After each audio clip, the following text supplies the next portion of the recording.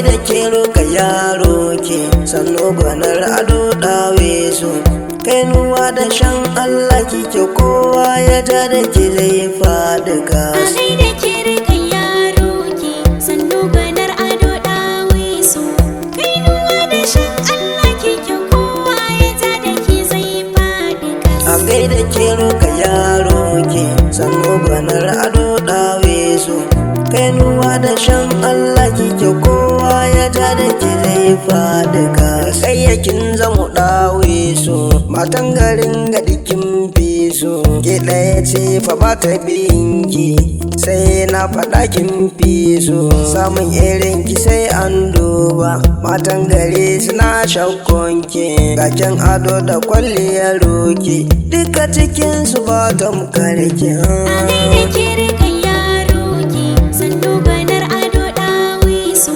kainuwa da shan Allah kike kowa ya ja da ke zai faɗi gas. Rikayyakin fi matan indiya mai ado kamar zinariya na tafi sai na waiwaya domin na ga sarauniya.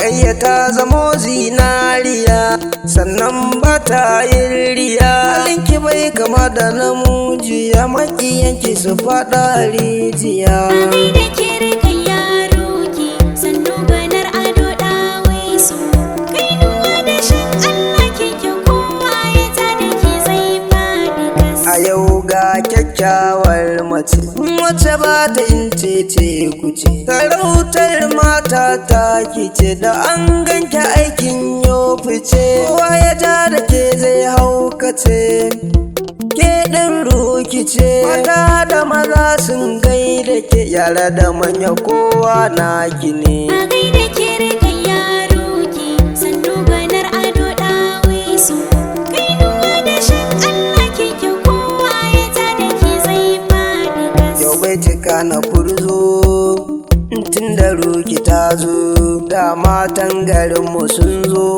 da almajiri da gamzo doki baya kyau da tozo raƙumi shi yake da tozo dolo bai kama da gwarzo rikayyatu ba kya kama da rago.